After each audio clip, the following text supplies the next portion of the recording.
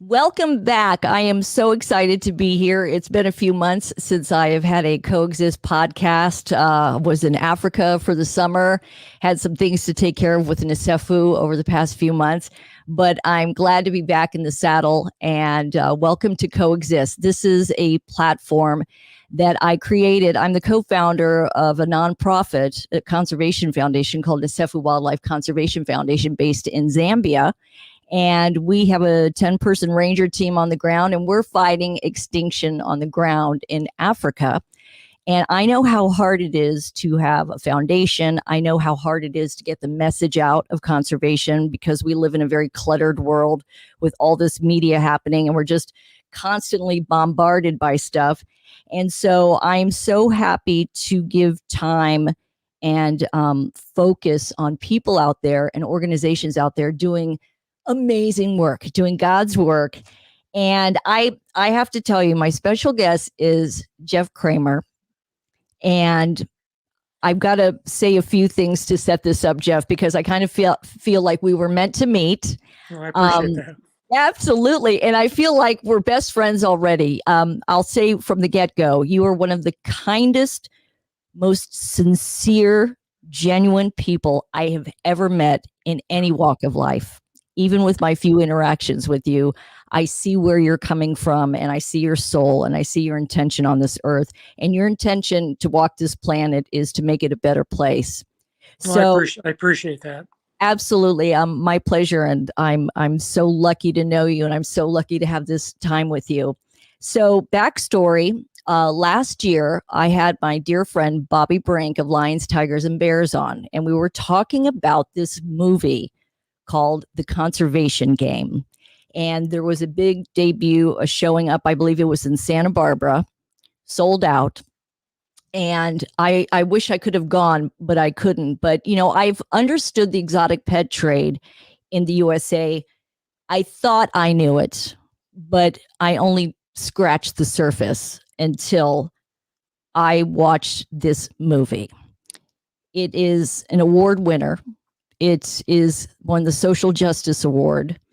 And this movie, I have a confession. So, Jeff, when you sent me the link for the movie, I was bracing myself. I was like, I got to rally myself to watch this because I know I'm going to be so emotional watching this movie. So I thought, oh no, I'm going to vacuum. I'll watch it in an hour. Like I had to ramp myself up because I knew I was going to see stuff that I couldn't unsee and unhear. And finally, I sat down with my notebook and I powered through this movie. And I have to tell you that this movie absolutely altered me to my very soul. It is that powerful. It has the power of Blackfish and the Cove. It is that groundbreaking and ground shaking. And I'm so glad to have you as a guest because you were a lead researcher on this movie. And your background was you had a 20-year career in communications for an international aerospace business.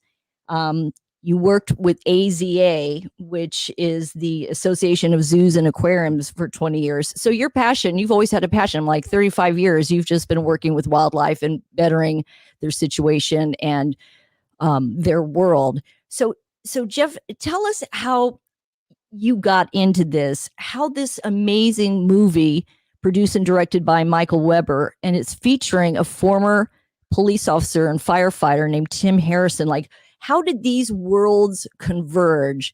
Because the story's fabulous, it's powerful, and it breaks open the seedy, disgusting, vile underbelly of the exotic pet trade right here in the USA. And I have to tell you, my jaw was on the ground the entire movie.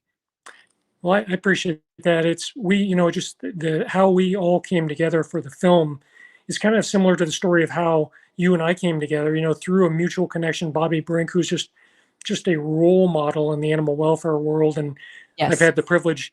She was the impetus to get us out to have a screening in San Diego, both at a theater and at her beautiful Lions, Tigers, and Bears sanctuary, GFAS accredited sanctuary. Yeah. And so, that's how we came together, and how I got involved with the film is once I left the corporate world, and my wife and I have always been animal advocates, um, but we were working corporate jobs, and we're like, there has to be something more to life than four cubicle walls and a good paycheck and benefits. So little by little, we eased ourselves out, and we actually went to work for our local AZA accredited zoo in Tampa at the time. And we thought it'd be our dream job, work around 2,000 animals, and it was a dream come true for us. But over the course of 4 years, we quickly learned, it's about the 2-year mark where we stopped drinking the purple Kool-Aid, and we really came to understand the business side of zoos and the impact that that had both on the animal welfare of the sentient creatures entrusted to their care, as well as the safety issues of that involved both the public and the employees. So we try to make a positive difference within the zoo. We still call it the best of times, the worst of times. But when we couldn't affect a positive difference within the zoo, we actually left and went to work for a GFS accredited sanctuary, Big Cat Rescue in Tampa. And that really was an aha moment for us, because we were probably 43 years old at the time. And we were like, we knew nothing about the exotic animal trade. We're like, lions, tigers, and leopards as pets? How could we be college educated and not be aware of that? So it was a year spent at Big Cat Rescue, both as volunteers and as staff, that really empowered us to take it to the next level. And after a number of years, I retired from Big Cat Rescue, and my wife had been a co-education director there for a few years. She came down with cancer, and we decided to, life was short. We're gonna embark upon retirement a little early. And after we'd done that, I was reached out to by the powers that be and said, hey, there's this guy this director producer that's making a movie about all the conservationists you see on TV handling all the exotic cats, and they're looking for a key lead researcher, and I think you'd be a perfect fit for that.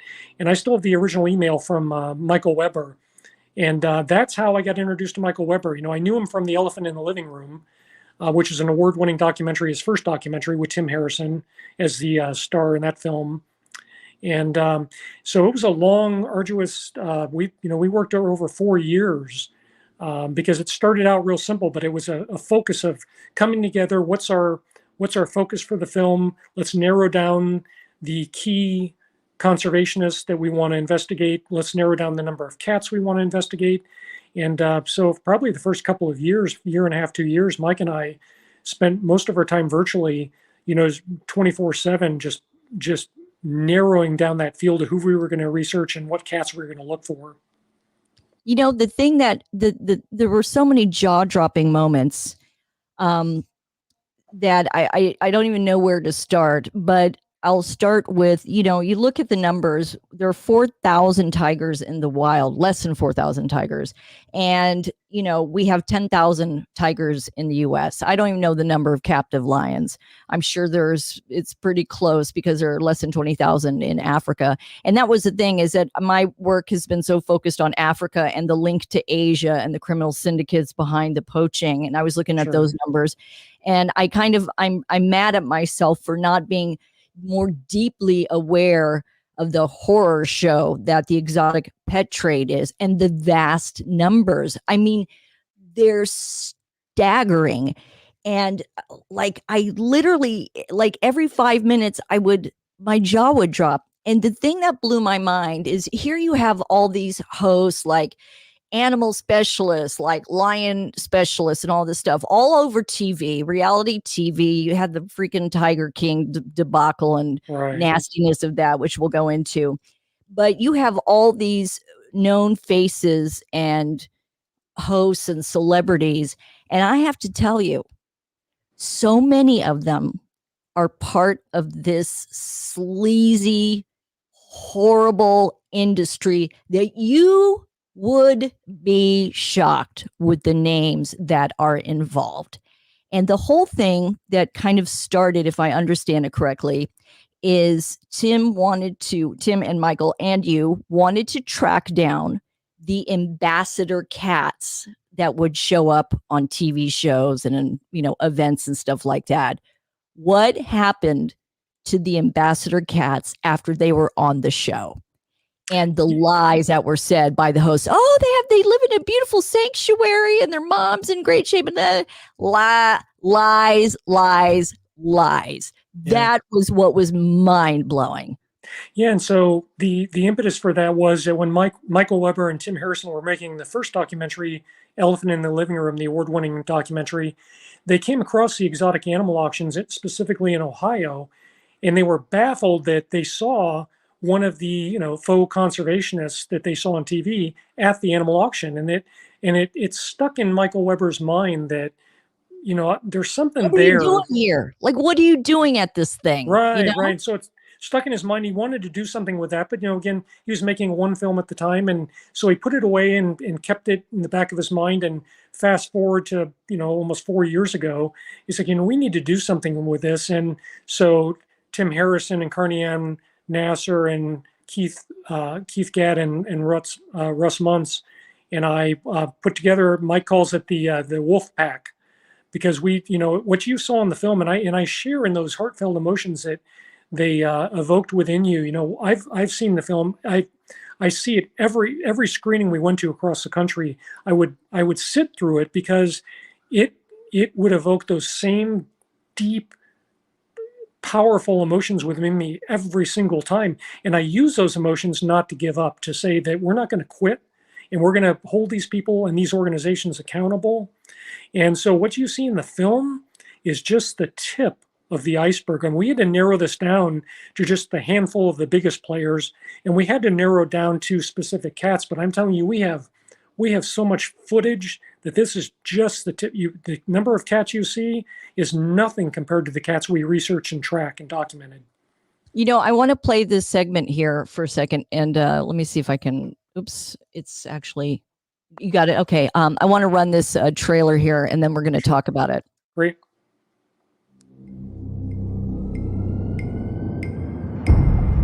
With the new hit Captivating America, Tiger King is the #1 show in the U.S. again this week. The series took the country by storm earlier this year, and people are now binge watching this new series. One in 9 Americans have seen the docuseries about big cats. Joe Exotic will now serve 22 years in prison after a jury. I'm a retired cop. What I'm trying to do is figure out what happens if cats were used as ambassador animals. If somebody were to try to track down an animal that they saw on a late night show, I wouldn't bet more than a nickel that they'd be able to find one of them. We have this network of individuals who are using big cats, and there's no meaningful mechanism by which we can figure out where they're going. It's dumbfounding that we have to go to this extent to find endangered species in the United States of America. If you can't find them, that doesn't mean that they're disappearing. It means you need to learn how to find them better. People think that he's representing this whole industry of conservation, and that's just not the truth. Well, we're in a tug of war right now. Every time we start pulling, the other side starts pulling a little of that back. When you got the people like us crazies like that out there going to hire somebody to kill her, he said, this is what I'm going to do to her. I'm going to cap her ass. Pow! We've been knocked down, we've been lied to, and let me tell you something right now. The battle's on. Go! They're supposed to be ambassadors for the endangered species out there. Who's looking out for them? How you filming?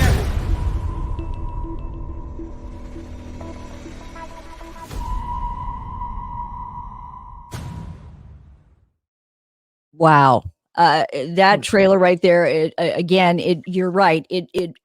It brings out so many emotions, so many feelings. And, when I went into the film, I had emailed you. I said, I'm going to get my box of Kleenex and get ready for this thing. But I'll tell you something. What happened almost immediately was my anger and outrage overrode the horror and the pain I was feeling for these animals. My outrage, like I was walking through my house talking to myself, literally talking to myself about what did I just see? What can I do to help fix this? And we got to name names, because you did see Jack Hanna in that film clip. Sure. And Jack Hanna is part of the problem. Yeah, is part of this evil trade, and it's shocking. We've all been duped. I mean, it incenses me when you watch the arrogance of some of the people like the Dave Salmani and all the faux conservationists in the film, that the arrogance is what incites the anger within me. It's like, how can you treat these sentient beings as product and then act so cavalier about it, like that means nothing? And I completely agree. It does that every time I see the film, and so Jack Hanna, I grew up with him. I was born in 1960, and I watched him every week on TV, and like everybody else, and so there's a lot of blame to go around, and so some of the people that we've gotten feedback from in the film said, well, what about Animal Planet, Discovery Channel, and all the entertainment companies that broadcast? I said, or the TV shows like The Tonight Show that broadcast these people and had them on with the cats. Realize that those people too were duped. Those TV shows were duped. They were led to believe, because they were told by Jack Hanna or told by Dave Salmani or any of the others, that, well, these are all treated wonderfully. They go back to a beautiful zoo, and we'll see you next month when I'm bringing another cat on. The biggest lie. I mean, how do you know they're lying? Their lips are moving. I mean, now I'm looking at these people, and I tell you, if I get near any of them, it's going to be a bad day. I will unload on them, because it's people genuinely want to help conservation, and people want to learn about these animals. And like you said, the arrogance, the thing that just infuriated me is, after they used these cats and exploited it for their show and making some money, they have absolutely no idea where these cats end up. And you could follow the trail of certain cats that were on a certain show with Jack or one of these other guys. And the tiger cub ended up being a mascot, number like 47 of this high school. So you see this tiger cub terrorized in this trailer, being drawn around with thousands of people screaming, like literally having a panic attack. You can physically see how upset and fearful this cat was, and the exploitation.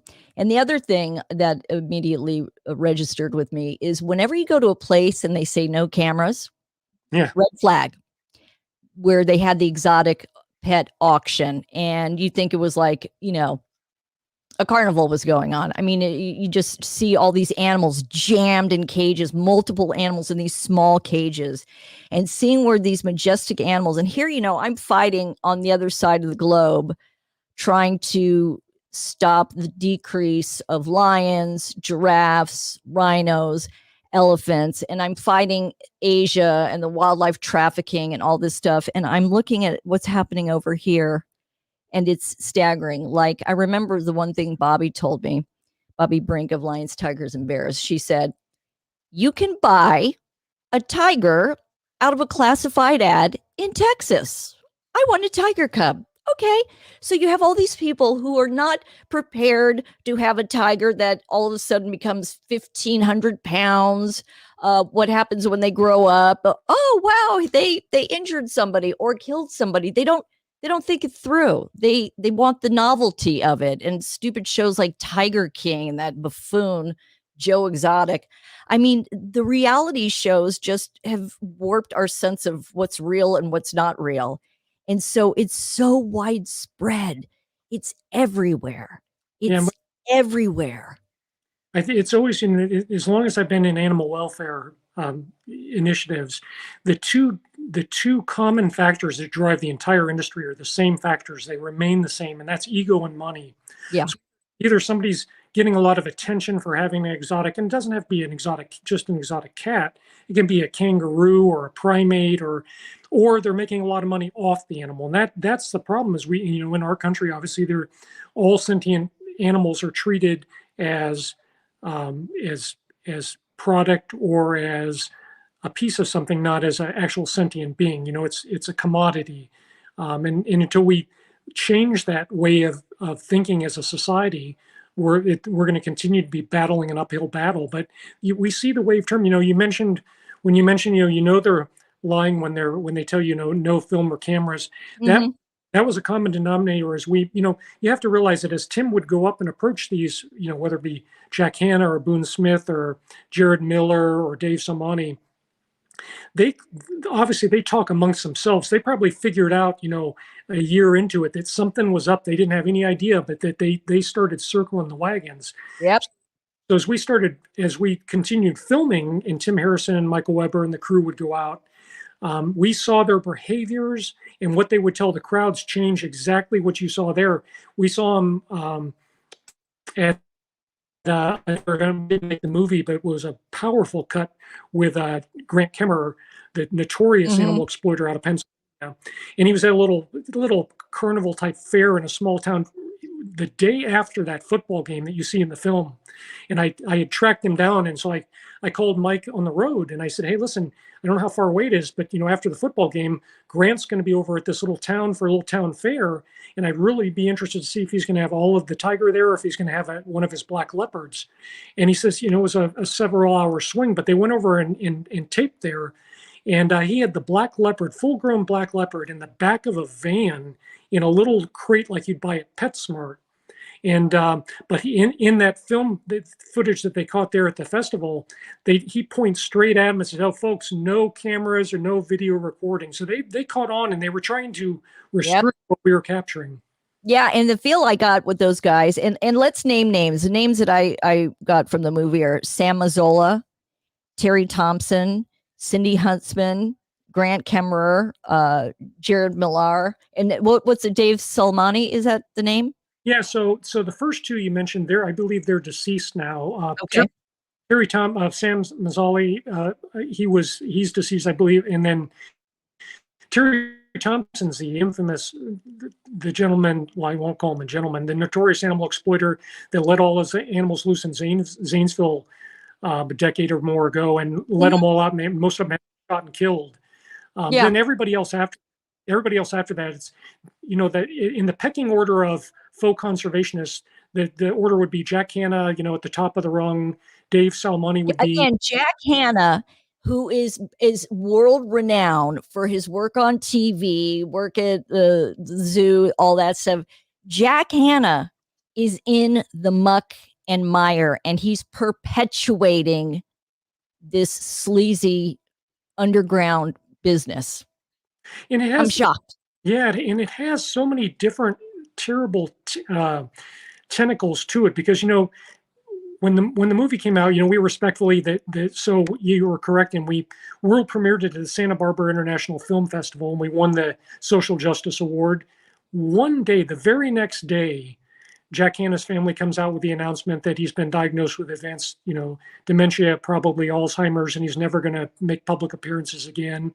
The very day after the film came out, which to us was, suspect in timing. But of course, our family, my wife and I, have lost two parents to that disease. And it's a very, we have empathy for any family that has been affected by that terrible disease. So we respectfully, as a team, we just made no comment. We just stepped back and we went on business as usual and tried to get the film out to empower the audiences. Yeah. But what I've tracked over the last year is I've tracked him at a half dozen public appearances where he's attended parties, he's attended concert, he's been out hiking the mountains of Montana. Yeah. So what I would like to respectfully suggest that somebody needs just to reach out to him and say, if he's cognitively able to hike the mountains of Montana and to go to these concerts and parties, I believe he's cognitively able to respond to the accusations he's associated with in the film. Yeah.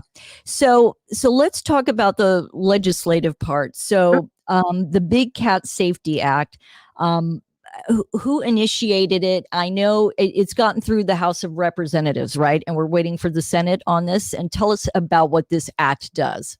Yeah, it's a multi-year, as everybody can well imagine in Washington, no bill makes it through generally the first time. So it's multiple sessions. And then, it's an alliance. It's a Big Cat Public Safety Act, and you have Carol Baskin, of course, and Big Cat Rescue have been big spearheaders pushing that through. But it's a number of incredibly powerful and inspiring animal advocates and organizations within the country, Born Free and HSUS and IFA and the Big Cat Safety Alliance. There's just so many players, and Bobby Brinks out at Lions, Tigers, Bears. There's just, because there's more good people and good organizations in the country, and together collectively, we can put the bad players out of business. And that's what this bill will do. So that it's currently, it is both in the House and the Senate. It's in the middle of a 2-year cycle.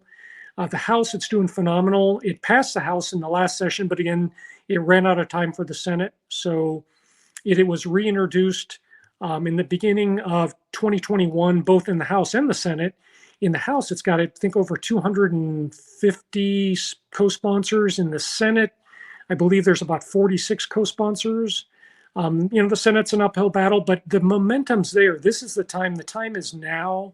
And the bill does 2 specific things. Number one is it will phase out the private ownership of exotic cats, lions, tigers, leopards, and Hallelujah. Right. And then number 2, it does a critically important thing, which it'll stop cub petting, because the number one driving source of all these tigers and lions and exotic cats that we have in our country is coming from what we call the pay-to-play photo ops. So people go to state fairs, or they go to little carnivals, or they go to facilities that there's still facilities in South Carolina and Miami, where you can cuddle with baby lions, tigers, leopards, snow leopards. And so the baby animal supplies, I mean, you imagine you can only cuddle with them for a short window. Generally, 8 to 12 weeks is what is considered within USDA guidelines. If it's under 8 weeks, their immune system isn't fully developed. If the cub's over 8 weeks, they're much more dangerous. So stopping this need for the pay-to-play and the photo ops is going to stop all this massive breeding of exotic cats.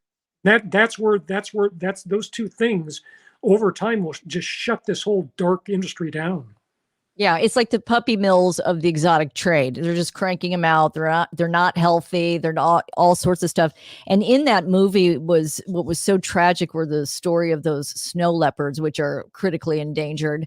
And because they were exposed to people and petted and hanging out, I forgot who the animal expert was, saying they were 8 weeks. They were not 8 weeks. They were 5 weeks old. And those animals died before they were 2 years old, because that obviously, was it Jack? Absolutely. I could remember. They're all so bad. They just kind of blur together.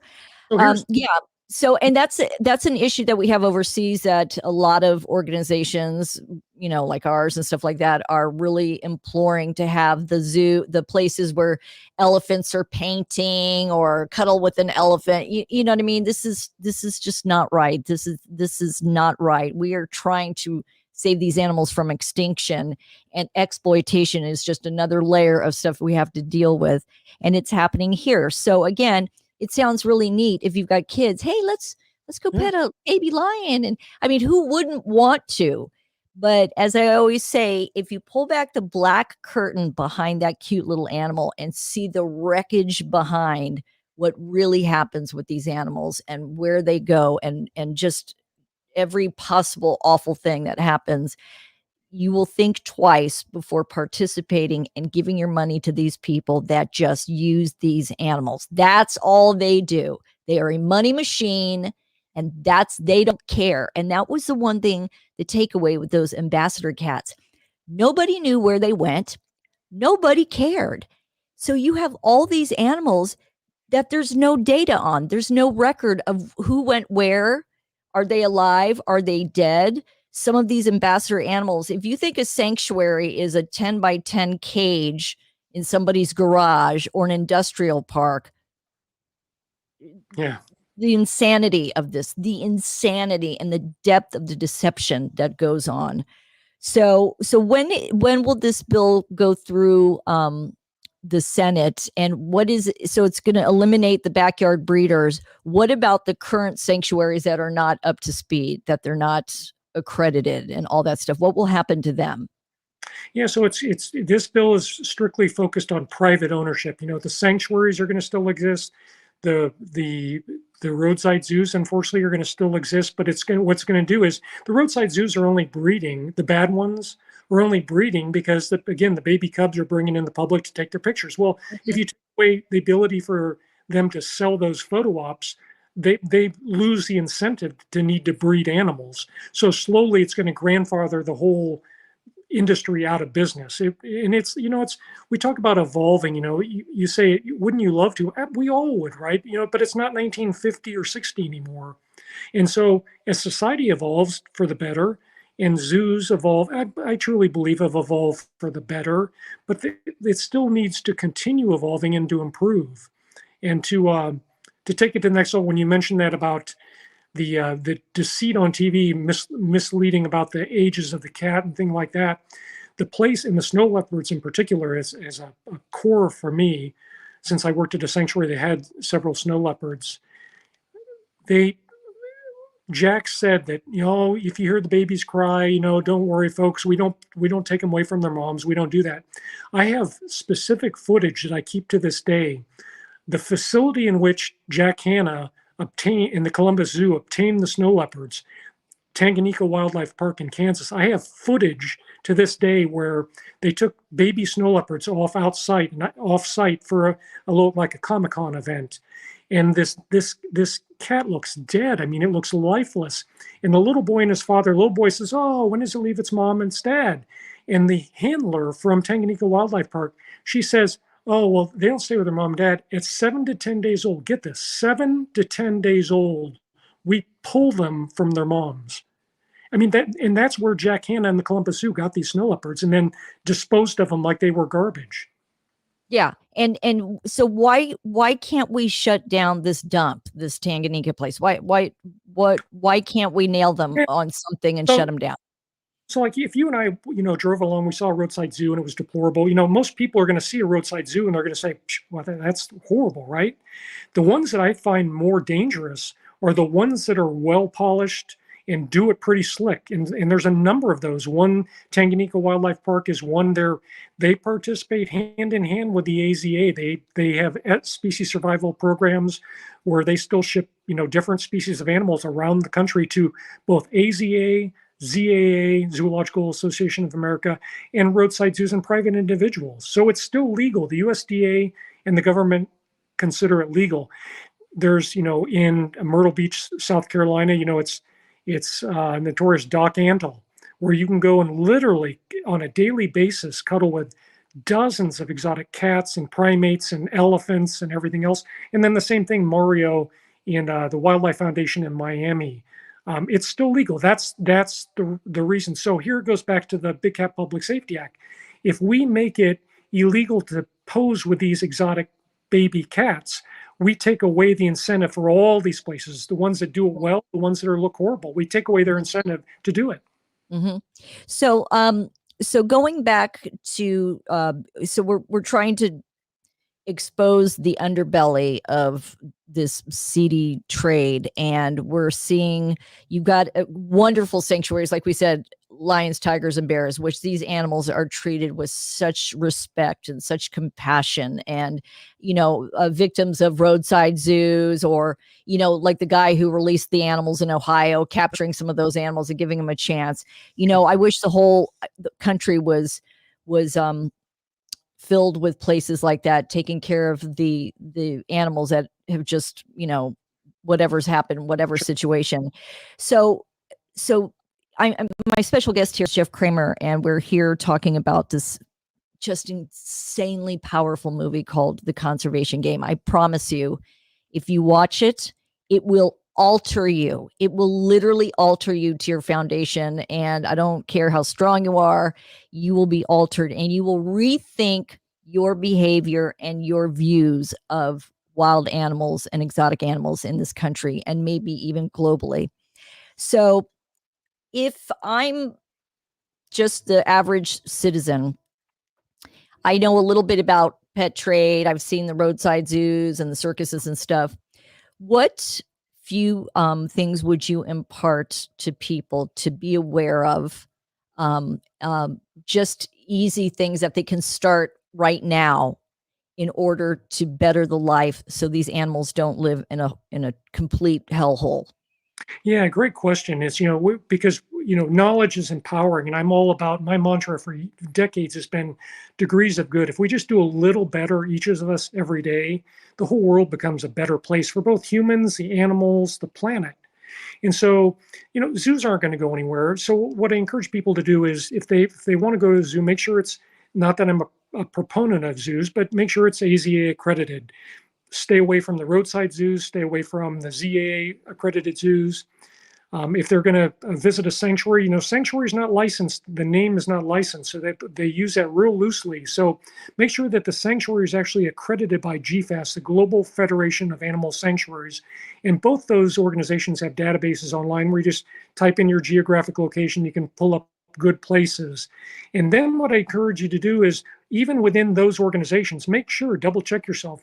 If there's any animal any exotic animal, especially primates or cats, that are being handled, first of all, if it's an accredited sanctuary, there's no breeding, there's no touching, there's no buying or selling. Those animals are there for life. An accredited zoo, obviously it's a business. They breed, they buy, they sell, but nobody should be handling cheetahs or lion cubs or primates or anything like that. So take the behind the scenes tours. Even when I worked for our AZA accredited zoo in Tampa, I do always encourage people, take the behind the scenes tours. You will be empowered with how the animals really live.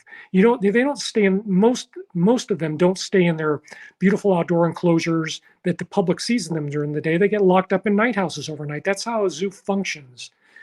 They have concrete and steel jail cells that the animals get shifted into for the overnight period. When the workers come in, the animal caretakers come in the morning, they clean the outdoor yards that the public sees. And then when they open the zoo to the public, they just shift those exotic animals out to the public yard. And they clean the night houses, and then they prepare diet. So it's just a cycle of hell for those animals. Yeah. It looks really pretty, but like you said, I've had the privilege only of being to South Africa once. And it changed my life to see elephants and lions and cheetahs in the wild. I called it the full circle. It brought me to tears. Because you realize what's happening over here, and these animals would no more know that kind of life than fly. They don't even know what it's even like. It's never even crossed their mind because they've had no exposure to it. There's still AZA accredited, and again, AZA accredited zoos are the gold standard, they say, of zoos. They're the best of what we have in our country. And I believe that they do much more good than harm. But that being said, when you go to San Diego Zoo and you see their cheetah ambassador program, out at San Diego Zoo, they have cheetahs, they have servals, they have African caracals on collars and leashes to perform in shows. Now this is 2022. That's not, in my opinion, a gold standard for animal welfare. And so I think that, some people, we hear people argue that, but they live such a great life. They're the best diet, the best medical care. They don't suffer needlessly like they do sometimes in the wild. Like, that is so unnatural. That is not how nature intended wild animals to live their lives. Yeah, having just spent the summer in Africa, and I was raised in Ethiopia on a game reserve and in Addis Ababa, so I had a split life. It may be a tough life, but it's a real life, and this is how they're supposed to be. They have their time where they sleep, they have their time where they hunt, and it is real life, but they are living to the maximum what they're supposed to be doing in life, whatever it is, good or bad. Death happens every day. Yeah. Some animal's going to die in a pack or hurt. It's going to happen, but life goes on. It's hard to watch. It's hard to take in, but this is what life is.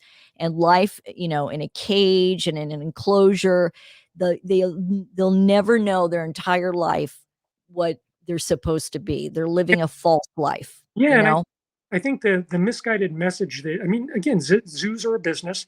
The misguided message that's conveyed to the public is that by going to a zoo, you're actually helping the sustainability of all these exotic animals. And there's small number of cases that's true, but 99.9% of the animals that are bred in zoos are never going to set foot in the wild ever again. No.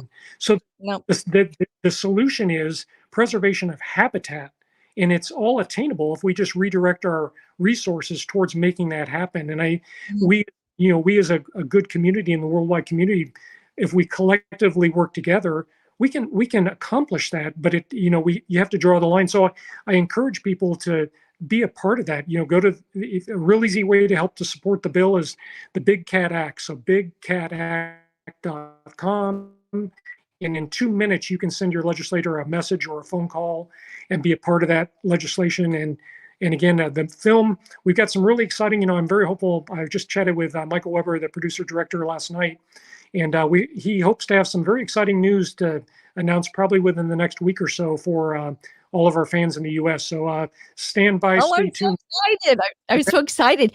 So if somebody wanted to see the movie now, how could they access the movie? Where could they access it? Yeah, so here's this is the challenge we face. When Michael Weber came out with his first film, The Elephant in the Living Room, it just blasted across the United States and won all kinds of awards. And so when the conservation came out, we thought same thing, potential. What we've learned is, and we believe is, right now you can't watch it anywhere unless we run a screening of it, and we can make that. We can make that happen. We continue to on a case by. We're going to be in another film festival in April, I think in Maryland, but we're trying to get it, streaming or on demand. We either right now it's streaming all across Australia, and it has Australia on fire, man. Good. Yeah. Good. And there's 7 other countries that it either is or is just about ready to go, either on demand, streaming, or broadcast. What we found in the United States is the people and organizations that we exposed, like Jack Hanna, Dave Samani, Jared Miller, Boone Smith, and Grant Kremer, they were the spokespeople for some of the nation's largest entertainment companies. So you get ABC. I know. So organizations are hesitant to associate themselves and take on the conservation game because they're afraid to go up against the big entertainment companies. That being said, we will not be denied and we will not be defeated. And it is coming to America. And stay tuned. Go to theconservationgame.com to keep updated. And we hope to have some exciting news in the next week or so. I am so excited to hear this because my whole mission was I just want to help blast this thing wide open. Like I want, a lot of people, we started our podcast and video portion a little bit late and my Facebook was blown up like, what's happened? I can't find the link. Like people want to know, people want to learn about this. And knowing that dedicated, compassionate, and passionate people are behind this cause, just like you said, we will not be denied.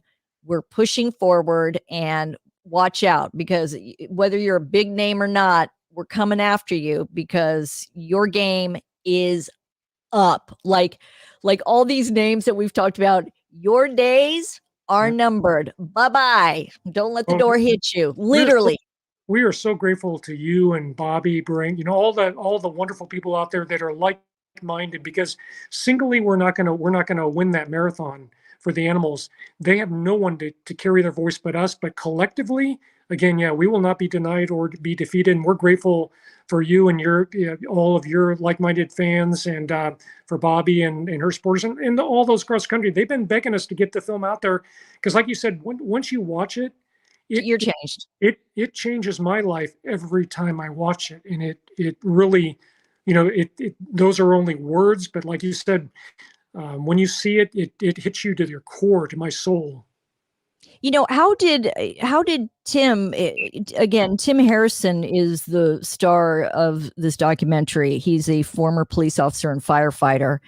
And how, he's seeing the dirt and slime of all of this face to face. He's getting the looks of I'm coming after you from like Grant Kremer and all these people. He is like public enemy number one to these guys. You know what I mean?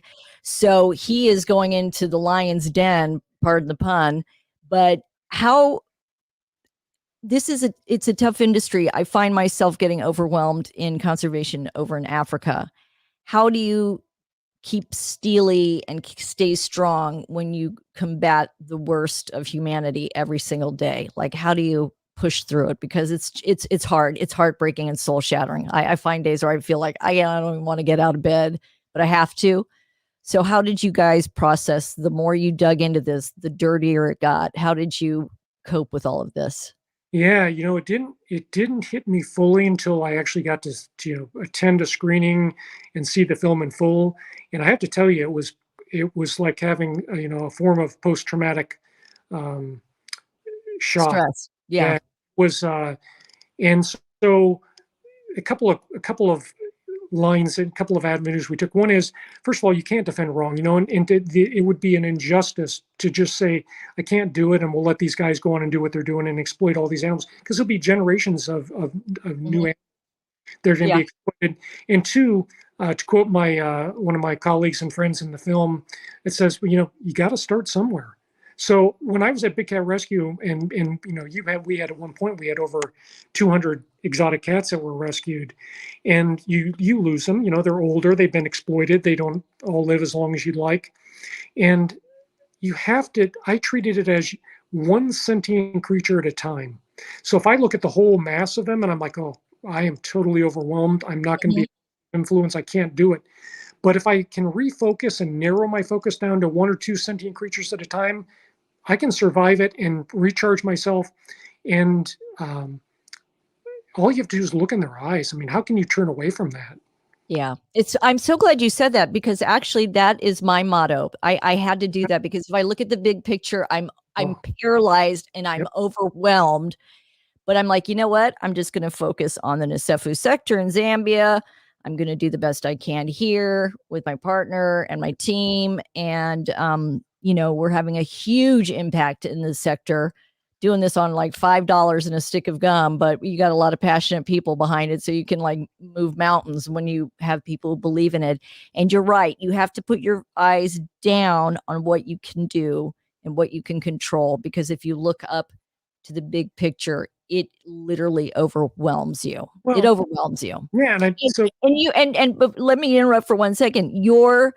When you were asked at the end of the film, I believe it was like, was it worth it? Are you glad you did it? It was your emotional response that completely tied a bow on that film. It wrapped it up. It was the most poignant end to a film, because you could truly feel your love and commitment and your passion to create change. Well, I appreciate that. I remember to this day when Michael Weber asked me off camera that he candidly would ask us different questions, and some made the film and some didn't. I remember when he caught me off guard with that question, was it worth the risk? It changed our life, it changed our life, but this film has changed our lives too. So I'm looking with great anticipation to taking this film to the next level. When all your work in Africa, imagine, overwhelmed by, like when we went over, they were suffering a 4-year drought. It was devastating to watch the loss of animal life. But think about it, you were inspired by the people that were bringing out water for the reservoirs to help save some of the hippos and elephants. If you save one sentient creature, to me, my life is complete. Well, if you did one, if you succeeded with one, then it was a victory. Yeah, that's amazing. So again, I can't impart this enough. This movie is so powerful. You will find emotions coming out of you that you didn't even realize you had. And you may not even be a big animal lover. It doesn't matter. When you watch this movie, you are going to feel compelled to do something, to change something, to impart change in whatever way you can. I applaud Michael Weber for the concept of the movie. Tim Harrison, amazing. You could feel everything he was going through, the frustration, the despair, the victory, the confrontation, because he saw it as a police officer, firefighter, like, oh, hey, there's a tiger in the basement. He confronted these actual issues.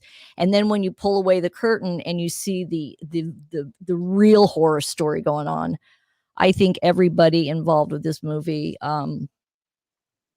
wow, It's going to change. It's going to change the world. It's truly going to change the world. And if you thought Blackfish was powerful, you've got to check out the conservation game. And please share with us. I'll be happy to share and spread the word when you've got your big news that comes out. I'm all excited about it. You know, I'm so excited. Jeff, you're just a special man, and these are really special people.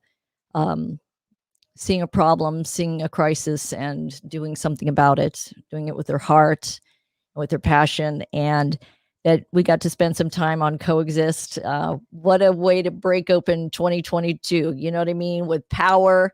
And, you know, like we were saying, some people feel overwhelmed and paralyzed. Like there's so much bad going on. Like, what do I do? How do I do this?